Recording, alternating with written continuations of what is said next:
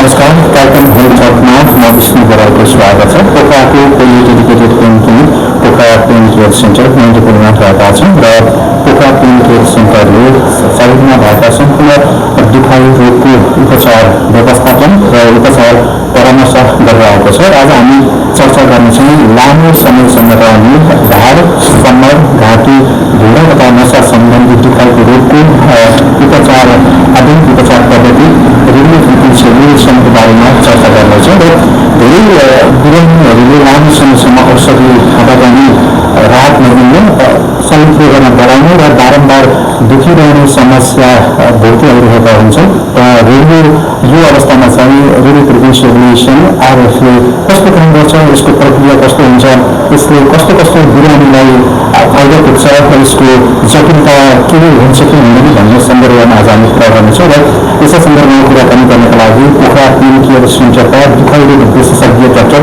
अरुण पौडेलसँग कुरा गर्नेछौँ। कार्यक्रममा उहाँलाई धेरै स्वागत छ। धन्यवाद। आउनु हुन्छ। हजुर, ठिक छ। यो रेडियो एब्लेसन, रेडियो फ्रिक्वेन्सी एब्लेसन भनेको वास्तवमा के हो, यो उपचार कसरी हुन्छ, सजिलो तरिकाले अथवा बुझ्ने तरिकाले गराउँदैन? हामी दीर्घकालीन दुखाइहरूमा विभिन्न कारणहरू हुन्छन्।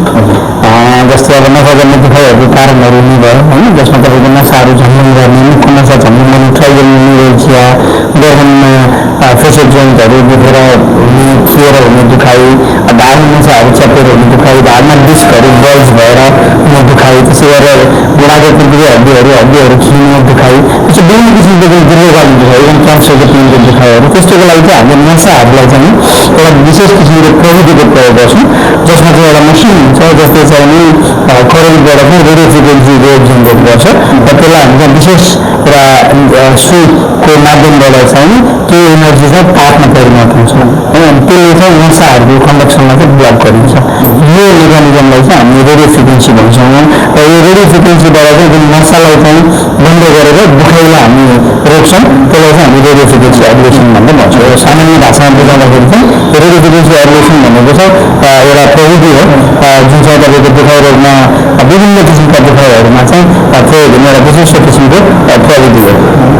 जस्तो बिजुवालसँगै ढाड, घाँटी, कम्मर दुखाइमा कस्तो भूमिका कस्तो रहन्छ अलिक भन्नुभयो त्यो नसामा करेन्ट लाग्ने भनेर भन्नुभयो। धेरै बिरामीहरू छ नसामा करेन्ट लाग्दा अथवा नसा जलाउँदा भन्ने अलिकति प्रयोग पनि भइरहेको छ। यो कतिको सुरक्षित हुन्छ र आम मानिसले यसलाई हेर्ने तरिका पनि फरक पाइएको छ, यसलाई कसरी बुझ्नु? यो चाहिँ हाम्रो दुखाइ क्लिनिकमा युज हुने हो। हामीले विगत तपाईँको 6 वर्षदेखि रेडियो फ्रिक्वेन्सी एब्लेसन सबै बिरामीहरू गरेका छौँ। यो चाहिँ तपाईँको यसको केही साइड इफेक्ट हुँदैन, यसमा नसा बढाउने, जसमा काट्ने, नसा मार्ने होइन।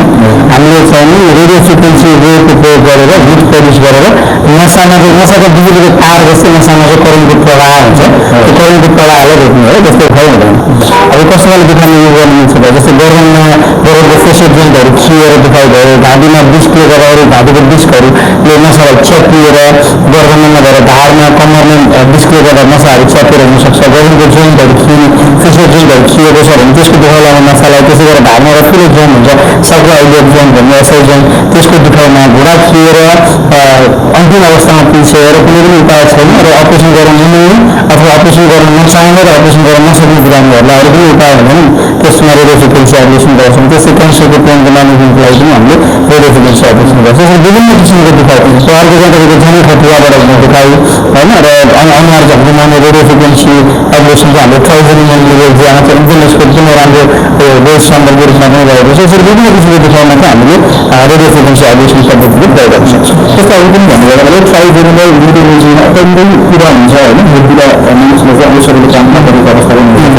यो रेडियो फ्रिक्वेन्सी एब्लेसनले गर्दा अलिकति प्रभाव कस्तो हुन्छ, यसको लाभ कति समयसम्म बिरामीले पाउँछन्? रेडियो फ्रिक्वेन्सी एब्लेसनमा मैले भने जुन नसामा चाहिँ करेन्टको प्रवाह हुन्छ त्यसलाई ब्लक गर्ने हो। रेडियो फ्रिक्वेन्सी पनि विभिन्न किसिमको हुन्छ, एउटा पल्स रेडियो फ्रिक्वेन्सी हुन्छ, एउटा कन्भेन्सनल र एउटा कोल्ड रेडियो फ्रिक्वेन्सी भन्ने हुन्छ। यसको ड्युरेसन फरक हुन्छ। पल्स रेडियो फ्रिक्वेन्सी चाहिँ नर्मली तपाईँको 8 9 महिनादेखि 1 वर्षसम्म त्यसको ड्युरेसन हुन्छ भने कन्भेन्सनल रेडियो फ्रिक्वेन्सी 1 देखि 3 वर्षसम्म काम गर्छ। त्यसमा बिरामीको जीवनशैली दुखाइको कारण होइन र नसाको कति किसिमको इन्भल्भ छ त्यसमा भर पर्छ र कुन रेडियो फ्रिक्वेन्सीले चाहिँ तपाईँको 2 देखि 3 4 वर्षसम्म पनि काम गर्छ। त्यसरी चाहिँ रेडियो फ्रिक्वेन्सीको चाहिँ समयावधि रहन्छ र अब 14 महिनामा चाहिँ जुन चाहिँ नसाले झट्का दिने हो त्यसको हामीले चाहिँ करेन्टको प्रवाहलाई चाहिँ रेडियो फ्रिक्वेन्सी वेभले बन्द गरेर चाहिँ दुखाइ चाहिँ कम्प्लिटली अथवा केही मात्रामा अलिअलि चाहिँ दुःख बाँकी रहन सक्छ। तर यसको चाहिँ गोल्ड स्ट्यान्डर्ड टेक्निकको त्यसमा कुनै किसिमको साइड इफेक्टहरू हुँदैन किनकि यसमा हामीले चाहिँ नसा काट्ने मार्ने अथवा कुनै औषधिको प्रयोगहरू गर्नु हुँदैन। यो चाहिँ एकदम विशेष किसिमको विशेष सावधानीपूर्वक निडलको प्लेसमेन्ट चाहिँ एकदम प्रिसाइज हुनुपर्छ। कस्तो ठाउँमा त्यसमा हामी नसा खोज्छौँ रेडियो फ्रिक्वेन्सीको जुन निडल छ त्यो हालेपछि चाहिँ हाम्रो नसाहरू सही नसा हो कि होइन भन्दा हाम्रो सेन्सरी र मोटर स्टिमुलेसन भन्ने नसालाई चाहिँ हामीले स्टिमुलेट गर्छौँ करेन्ट लगाएर चाहिँ हामीले जुन चाहिँ खोजेको नसा हो र त्यो बिरामीले जुन चाहिँ किसिमको दुखाइ हो त्यो दुखाइमा हामीले फेरि त्यसलाई रिप्रोड्युस गर्न खोज्छौँ त्यस्तो खालको दुखाइ र बिरामीले हो मलाई थोरै यस्तै दुखाइ हुन्छ र यसरी नै आउँछ भनेपछि हामी थोरै त्यो नसालाई चाहिँ रेडियो फ्रिक्वेन्सी एब्लेसन गर्छौँ। त्यसरी एकदम प्रिसाइज हो। त्यसमा चाहिँ तपाईँको यो टेक्निकल कुरा पनि भएको हुनाले चाहिँ यो चाहिँ अब एक्सपर्ट मान्छेले हातबाट गराउनु भयो भने चाहिँ सर्जिकल राम्रो हुन्छ र रिस्क पनि कम जान्छ। धेरै जस्तो बिरामीहरू लामो समयसम्म रेडियोको किरामा बसिरहेको अवस्था हुन्छन्। धेरै बिरामीहरू चाहिँ औषधि सिजन गरिरहेका हुन्छन्। यस्तो सल्लाह दिएकोमा गराउनु पनि धेरै हल्का बिरामीहरू हुन्छन्। अहिले पछिल्लो समय आधुनिक उपचार पद्धति रेडियो फ्रिक्वेन्सी एब्लेसन कति मानिसको रुचि अथवा मानिसले गर्ने चाहना कस्तो रहेको छ यो कतिपय आकर्षक भइरहेको छन्। कतिपय अवस्थामा चाहिँ यो रेडियो फ्रिक्वेन्सी एब्लेसनको बारेमा पनि धेरै कुराहरू पाउनको कारणले गर्दाखेरि गुरुमा यस्तो गर्दैन औषधि खान्छ दुःख खाइरहेछ बस्यो सहर बस्यो भन्ने खालको अवस्था पनि हुन सक्छ। उहाँले यस्तो बिरामीहरू भेट्नु भएको छ। धेरै बिरामीहरू हुन्छ जस्तो मैले एकदम धेरै हामीले रेडियो फ्रिक्वेन्सी एब्लेसन विगत 6 वर्षमा यति धेरै बिरामीहरूलाई रेडियो फ्रिक्वेन्सी एब्लेसन गरेका छौँ। विशेष गरेर कमरको नसा च्यापिने कमरको डिस्क बाहिर निस्किने होइन त्यस्ता ओजन ग्यासहरूको प्रयोग सँगसँगै रेडियो फ्रिक्वेन्सीको प्रयोग गर्छौँ। जुन अरू नसाहरू च्यापिने नर्भ इन्टर्नल सिन्ड्रोमहरूमा पनि यसको बृहत प्रयोग हुन्छ। घोडाको कुकुरहरू फेरि अन्तिम अवस्थामा पुगेको र भरै फेर्न पर्ने अवस्था भएको तर घोडा फेर्न नसक्ने नचाहने र नमिल्ने बिरामीहरूलाई हामीले रेडियो फ्रिक्वेन्सी एब्लेसन गरेका छौँ। यसप्रति चाहिँ हाम्रो विदेशबाट आउने धेरै नेपाली दाजुभाइ दिदीबहिनीहरू छ यसप्रति एकदम धेरै अब विदेशमा पनि रेडियो फ्रिक्वेन्सी एब्लेसन गर्नुपर्ने भनेको तर अत्याधिक महँगो हुन्छ। विदेशमा तपाईँको रेडियो फ्रिक्वेन्सी एब्लेसन गर्नलाई चाहिँ अमेरिका युरोप जस्तो देशहरूमा चाहिँ धेरै महँगो तपाईँको लगभग नेपाली 3-4 लाखै खर्च हुन्छ होइन। त्यसमा उहाँहरू नेपाल आएर घुमेर आफ्नो परिवारलाई भेटेर रोगको निवारण पनि गरेर जान सक्नुहुन्छ। त्यसरी चाहिँ विदेशमा चाहिँ यसको बारेमा अवेरनेस छ यो प्रक्रियाको बारेमा नेपालमा पनि धेरैजनालाई थाहा पाइराख्नु भएको छ। हामीले ट्रिटमेन्ट गरेको बिरामीहरूले राम्रो भएर थाहा पाउनु भएको छ भने अब अहिले दुखाइरहेको क्लिनिकहरू धेरै छन्। अब हामीले यो दुखाइरहेको नेपालमा पहिलोपल्ट पोखराको हाम्रो पहिलो क्लिनिक हो काठमाडौँ बाहिरको भने काठमाडौँमा पनि हाम्रो पहिलो क्लिनिक नेपाल क्लिनिक सेन्टर हो। त्यहाँ हामीले धेरै नै बिरामीहरूलाई उपचार गरेपछि बिरामीहरूले एक अर्कालाई भन्दै पनि थाहा हुँदैन। अब अहिले धेरै क्लिनिकहरू पनि छन् टेन्सनले धेरै डाक्टर साहबहरूले त्यो दुखाइरहेको डाक्टर साहबहरू पनि हुनुहुन्छ। अहिले चाहिँ यो अवेरनेस धेरै छ। यसमा चाहिँ तपाईँको चिरफार गराउन पर्ने पद्धति हो र यो दुखाइरहेको चाहिँ एकदमै स्पेसलाइज पद्धति हो। त्यसले जो बिरामीहरूलाई चाहिँ तत्काल अपरेसन गर्नुपर्ने आवश्यकता छैन अथवा अपरेसन नगरिकन पनि विभिन्न नसाहरूको यो दुखाइहरूलाई कम गर्नुपर्छ। कतिपय अवस्थामा चाहिँ रेडियो फ्रिक्वेन्सी एब्लेसन गोल्ड स्ट्यान्डर्डै हो अनि जहाँ चाहिँ त्यसको उपायहरू नै छैन जसको सल्युट नै छैन त्यस्तो अवस्थामा के हो जस्तो क्यान्सरको दुखाइले हो होइन अथवा तपाईँको नसा च्यापेर भएको दुखाइ छ भने सबै ठाउँको नसालाई तपाईँले अपरेसन गर्न मिल्ने अवस्थामा भने कतिपय अवस्थामा वृद्ध अवस्थाको बिरामीहरूलाई चाहिँ चिकित्सा गर्न नमिल्ने अवस्था होला। चिनीको रोग प्रेसरको समस्या अत्याधिक मात्रामा भएर पनि कतिपय अवस्थामा घोडा फेर्न नसक्ने बिरामीहरू हुन्छ विज्ञान फेर्न नसक्ने बिरामीहरू हुन्छ। त्यस्तो बिरामीहरू पनि विकल्प नभएपछि हामीले चाहिँ यसलाई चाहिँ रेडियो फ्रिक्वेन्सी एब्लेसनबाट एटलिस्ट उहाँहरूको दुखाइलाई चाहिँ नियन्त्रण पार्न सक्छौँ होइन। रोग चाहिँ निको नभए पनि दुखाइको चाहिँ यो कन्ट्रोल गर्ने पद्धति हो र यस्तो धेरैजना बिरामीहरू खुसी हुनुभएको छ। लङ टर्म पेन म्यानेजमेन्टमा पर्छ हो कुनै पेनमा एकचोटि प्रेसर गरेपछि अब 1 देखि 3 वर्षमा आराम भयो होइन र सब्सिक्वेन्टली हामीले रेडियो फ्रिक्वेन्सी गर्दाखेरि ड्युरेसन बिस्तारै बिस्तारै बढ्दै जान्छ। त्यसैले एकदमै राम्रो एकदमै लाभदायी र दुखाइमुक्त हुने एकदमै अत्याधुनिक प्रविधि हो र जसले गर्नु भएको छ उहाँहरू एकदम खुसी हुनुहुन्छ रिजल्ट पनि एकदम राम्रो छ। त्यसैले यो रेडियो फ्रिक्वेन्सी एब्लेसनको विभिन्न पद्धतिहरूमध्येमा चाहिँ एउटा एकदम राम्रो पद्धति हो। जस्तो रेडियो फ्रिक्वेन्सी एब्लेसन गर्नु पूर्व चाहिँ बिरामीहरूमा कुन खालको परीक्षण गर्नुपर्ने अवस्था रहन्छ भन्ने अथवा जस्तो उच्च रक्तचाप ब्लड प्रेसर सुगर र दीर्घकालीन बिरामीहरूका लागि अन्य औषधि सेवन गरिरहेका बिरामीहरूका लागि यो उपचार विद्यार्थीहरू कस्तो हुन्छ र सबै खालका बिरामीहरू लिने उपचार अवलम्बन गर्न सक्छ। रेडियो फ्रिक्वेन्सी एब्लेसन गर्नलाई चाहिँ हामीले अब कुन चाहिँ ठाउँमा कुन चाहिँ नसालाई रेडियो फ्रिक्वेन्सी एब्लेसन गर्ने त्यो अनुसार हुन्छ होइन। विशेष गरेर प्रेसर सुगरको बिरामीहरूलाई जब एब्लेसन गर्नु मिल्दैन उहाँहरूलाई चाहिँ झन् हामीले रोग निवारण दुखाइ निवारणको लागि यो पद्धति गर्ने हो। त्यही भएर यो गेस्ट्रिकको बिरामीमा पनि गर्नुहुन्छ। तर त्यो रेडियो फ्रिक्वेन्सी एब्लेसन चाहिँ हामीले इन्जेक्सन अलिकति ठुलो खाले इन्जेक्सनको माध्यमबाट गर्ने हुनाले चाहिँ बिरामीको रगत कति मात्रामा बग्दछ त्यसको हामी परीक्षण गर्छौँ। सङ्क्रमण भएको भएन र मेनली चाहिँ तपाईँको रगत अत्याधिक मात्रामा बढ्ने त्यो चाहिँ हामी ब्लिडिङ प्रोफाइल हुन्छ त्यो चाहिँ इम्पोर्टेन्ट रहन्छ। विशेष गरेर मेरुदण्डसँग सम्बन्धित स्ट्रक्चरहरूलाई रेडियो फ्रिक्वेन्सी गर्दाखेरि त्यस्तै गरेर क्यान्सरले गर्दाखेरि पेटभित्रको अथवा छातीका विभिन्न नसाहरूलाई बढाउनलाई चाहिँ हामीले के हेर्छौँ र अहिलेको रगत पातलो बनाउने औषधि खाने जुन बिरामीहरू हुनुहुन्छ जस्तै एस्पिरिन कोपिभ्याक्सिनहरू त्यस्तो बिरामीहरूलाई चाहिँ हामीले त्यो रगत पातलो बनाउने औषधि हेर्छौँ केही समयलाई बन्द गरेर अनि मात्र रेडियो फ्रिक्वेन्सी एब्लेसन गर्छौँ। अनि यो केही विशेष अवस्थाहरू बाहेक अरू अवस्थाहरूमा चाहिँ रेडियो फ्रिक्वेन्सी एब्लेसन जस्तोसुकै किसिमको बिरामीलाई जटिल रोग भएको बिरामी बेसी चोरले त्यस्तै खाले बिरामीलाई बनाइएको हो होइन। जो बिरामीलाई चाहिँ अब शल्य चिकित्सा गर्न सकिँदैन होइन, जो बिरामीलाई चाहिँ रोग यति धेरै छ कि क्यान्सरलाई अपरेसन गरेर फाल्ने अवस्था छैन दुःख कसरी बन्द गर्ने त होइन। अब जस्तो ट्राइबल छ त्यसमा सर्जरी गर्नुपर्ने अवस्था छैन त्यसमा निवारण के त भने त्यस्तो खाले बिरामीहरूको लागि बनाएको पद्धति भएको हुनाले यो धेरै जस्तो अवस्थामा गर्नु मिल्छ। एकाल अवस्थाहरू हुन्छ जसमा चाहिँ हामीले गर्न मिल्दैन त्यसको लागि चाहिँ हामी परीक्षण गर्छौँ। यो रेडियो फ्रिक्वेन्सी एब्लेसन चाहिँ यो अघि 1 वर्षसम्मको काम गर्छ अथवा यसको ड्युरेसन चाहिँ 1 वर्ष हुन्छ। यसको ड्युरेसन चाहिँ हेरेर हुन्छ pulse radio frequency conventional radio frequency र कुल रेडियो फ्रिक्वेन्सी कुन चाहिँ गरेको त्यो अनुसार चाहिँ तपाईँको 1 वर्षदेखि 3-4 वर्षसम्म यसको चाहिँ इफेक्ट गर्छ। सर्वमा हामीले गरेको रेडियो फ्रिक्वेन्सी एब्लेसन शरीरको विभिन्न भागमा हामीले गर्छौँ होइन। त्यो गर्दाखेरि चाहिँ त्यसको लागत अथवा त्यसको मूल्य कति पर्ने हुन्छ अथवा शरीरको भागको अनुसार हुन्छ कि त्यो मूल्य निर्धारण कसरी हुन्छ अथवा खर्च कति हुन्छ त्यसको त्यो चाहिँ अब कुन चाहिँ नसालाई तपाईँले एब्लेसन गर्ने हो त्यो अनुसार radio frequency एब्लेसन radio frequency एब्लेसनको Niral जुन हुन्छ त्यो चाहिँ अब विदेशबाट आयात गर्ने हो होइन। त्यो निरलको चाहिँ नेपाली मार्केटमा लगभग तपाईँको 8-10 हजारदेखि 15-20 हजारसम्म पर्ने हुन्छ भने फुल रेडियो फ्रिक्वेन्सी एब्लेसनको चाहिँ तपाईँको 40-50 हजारदेखि 80-90 हजारसम्म पनि पर्छ निरलको। त्यो निरल चाहिँ आफै किन्नु पऱ्यो प्रत्येक बिरामीले सुई किन्नु पऱ्यो होइन। रेडियो फ्रिक्वेन्सी मसिन आफैमा महँगो खाले मसिन हुन्छ। तपाईँको कुल रेडियो फ्रिक्वेन्सी मसिनको लगभग 70-80 लाखदेखि लिएर 1-1.5 करोडसम्म पनि पर्छ। त्यो महँगो मसिन र महँगो त्यो इक्विपमेन्ट भएको हुनाले चाहिँ त्यो प्रोसिजरलाई चाहिँ तर हामीले चाहिँ मूल्यमा नै त्यो गर्ने गरेका छौँ।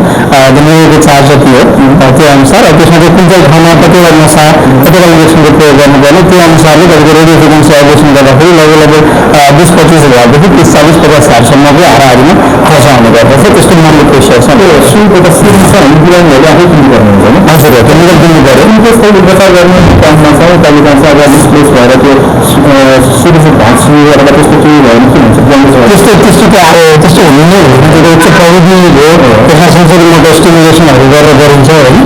त्यही भएर त्यस्तो खाले अवस्था चाहिँ हुँदैन। मैले बुझ्नु मात्रै खोजेको छु। जस्तो रेडियो फ्रिक्वेन्सी एब्लेसनको बिरामीले कति पटक गर्नुपर्ने हुन्छ एकपटक भएर चाहिँ कुनै फेरि त्यसले दोहोऱ्याउनु पर्ने अवस्था हुन्छ। त्यो रेडियो फ्रिक्वेन्सी एब्लेसन भनेको नसालाई तपाईँको पर्मानेन्टली डमेज गरेर मार्ने होइन है। नसाको कन्डक्सनलाई चाहिँ हामीले ब्लक गर्ने हो। त्यसैले चाहिँ तपाईँको कुल रेडियो फ्रिक्वेन्सी एब्लेसन गर्नुहुन्छ भने 3-4 वर्षसम्म त्यसको ड्युरेसन हुन्छ। कन्भेन्सनल 1-3 वर्षसम्म हुन्छ। पल्सको 6 महिनादेखि 1 वर्षसम्म हुन्छ। र कुन चाहिँ नसा सबै नसालाई हामीले फिल गर्न पनि मिल्दैन सबैलाई पल्स गर्न पनि मिल्दैन। त्यो कुन चाहिँ ठाउँको दुखाइ हो दुखाइको कारण के हो त्यो अनुसार हुन्छ र त्यसरी चाहिँ रिपिट पनि गर्नु मिल्यो। तपाईँको त्यो अझै पछि फेरि दुखाइ आएको खण्डमा चाहिँ हामी फेरि रिपिट गर्छौँ। पहिला जतिचोटि पनि रिपिट गर्नु मिल्छ यसो कुनै किसिमको त्यसको नराम्रो यसको इफेक्ट छ। प्रत्येक वर्षमा रिपिट गर्नु पऱ्यो त बिरामीले आफ्नो जीवनशैली परिवर्तन गर्नु पऱ्यो। एकचोटि दुखाइ कम भएपछि बिरामी जीवनशैलीमा दुखाइको कारण के हो त्यो अनुसार प्राइमेरी रेस्टको पनि ट्रिटमेन्ट गर्नु पऱ्यो। जस्तै तपाईँको बाथरुमले गर्दा दुखाइ भइरहेको धेरै खिएको छ भने त्यसले बाथरुम डिस्ट्रिब्युसन गरेर बाथरुम औषध पनि खानु पऱ्यो। दुखाइ कम भएपछि बाथरुमको औषध खानु पऱ्यो नि। सो प्राइमेरी प्याथोलोजीको ट्रिटमेन्ट गर्नु पऱ्यो नि। त्यो मानेर सक्छु हो बुझ्नु भएन। त्यसैले प्राइमेरी प्याथोलोजीको ट्रिटमेन्ट आफ्नो ठाउँमा रहन्छ।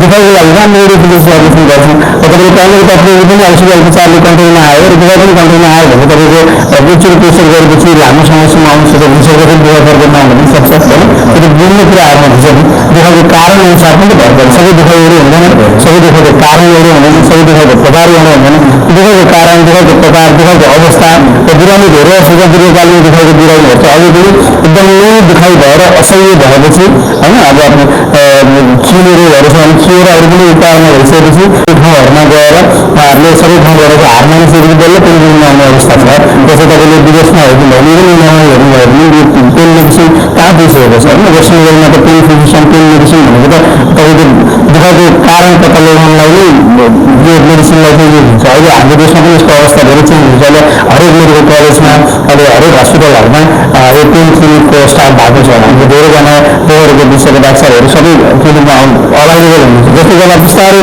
भोलिको दिनमा चाहिँ यो परिवर्तन आउँछ किनभने अवेरनेस नभएर पनि हो होइन दुःखको कारण दुःखको अवस्था र केले गर्दा दुःख भएको छ कुन स्टेजमा छ कारण के हुन्छ विभिन्न कारण अनुसार दुःखको उपचार पनि फरक पर्छ सबैलाई एउटै बास्केटमा राख्नु मिलेन त्यही भएर त्यसै अनुसार हामी अवलम्बन गर्छौँ कस्तो बिरामीलाई कस्तो प्रक्रिया गर्छ रेडियो फ्रिक्वेन्सी गरेर पश्चात चाहिँ बिरामीहरूले बिरामीको औषध ग्रहण गर्ने अवस्था आउँछन् भने रेडियो फ्रिक्वेन्सी एब्लेसन गर्ने बित्तिकै तत्काल यसले काम गर्ने होइन नर्मली तपाईँको 2 हप्तादेखि 4 हप्ता लाग्छ त्यसरी जुन चाहिँ औषध तपाईँले पहिला खानु खुवाइराख्नु भएको छ नसा गर्ने दुखाइरोगलाई औषध खुवाइराख्नु भएको छ रेडियो फ्रिक्वेन्सी एब्लेसन गरेको 2 हप्तादेखि 4 हप्तासम्म चाहिँ कन्टिन्यू गर्नु पऱ्यो अनि जब रेडियो फ्रिक्वेन्सी एब्लेसनको कम्प्लिट इफेक्ट आउँछ त्यसपछि बल्ल हामीले चाहिँ औषधहरू बन्द गर्नुपर्छ अनि अर्को भन्दै आएको छ र रेडियो फ्रिक्वेन्सी एब्लेसनको यो आधुनिक उपचार पद्धति अति महत्त्वपूर्ण भएको छ यो दुःखै छ र बसेका बिरामीहरूलाई के सन्देश दिन चाहनुहुन्छ तपाईँलाई यति लामो समयदेखि क्रोनिक पेन छ दीर्घकालीन दुखाइले ग्रस्त हुनुहुन्छ ढाडमा नसा चापिने गगनको नसाहरू चापिने अनुहारमा नसा झम्झम गर्ने फाइब्रोमियाल्जिया होस् अथवा जुमाजनिक खटिराले गर्दाखेरि अथवा जोर्नीहरू खिएर विदेशकालले गर्दाखेरि ढाडको जोर्नीहरू खिएर ढाडमा डिस्कहरू खिएर हुने विभिन्न कुरामा हामीले बिरामीको जाँच गरेपछि रेडियो फ्रिक्वेन्सी एब्लेसन पद्धतिको युज गरेर उपचार गर्न सक्छौँ एकदम सेफ पद्धति हो र यो पद्धति पोखरामा हामीले पोखरा पेन सेन्टरमा मात्र अभाइलेबल छ विगत 6 वर्षदेखि हामीले गरिरहेका छौँ र हाम्रो काठमाडौँमा नेपाल पेन सेन्टरमा पनि हामीले लामो बिरामीलाई यो उपचार पद्धतिबाट उपचार गरेर बिरामीहरू एकदमै राम्रो रिजल्ट आएको छ दीर्घकालीन कुनै जुन किसिमको दुखाइ छ भने तपाईँले चाहिँ हामीलाई हाम्रो क्लिनिकमा सम्पर्क गर्न सक्नुहुन्छ र दीर्घकालीन दुखाइको म्यानेजमेन्ट हामीले त्यो अनुसारै गर्छौँ भन्न चाहन्छु जस्तो समयको दार्जिलिङ समय प्रदान गरिने मैले धेरै धन्यवाद धन्यवाद आज हामीले कुरा गऱ्यौँ कति हेल्थमा चाहिँ रेडियो फ्रिक्वेन्सी एब्लेसनको बारेमा कुराकानी गऱ्यौँ र तपाईँलाई पनि यस्ता विभिन्न किसिमका दुखाइ छन् भने दुखाइ छ र वर्षौँसम्म तपाईँ बसिरहनु भएको छ भने तपाईँ विशेषज्ञ दुखाइको विशेषज्ञसँग तपाईँ भेट्न सक्नुहुन्छ जो पोखरा क्लिनिक सेन्टरमा तपाईँ आउन सक्नुहुन्छ विभिन्न उपचार पद्धतिबाट चाहिँ दुखाइहरूको निवारण हुने गर्दछ र अन्य कार्यक्रममा पनि तपाईँले हाम्रो अन्तर्गत दिइसक्नु भएको छ आजको श्रृङ्खलाबाट हामी चाहिँ बिदा लिन्छौँ तपाईँको लागि शुभ रहोस् हस् नमस्कार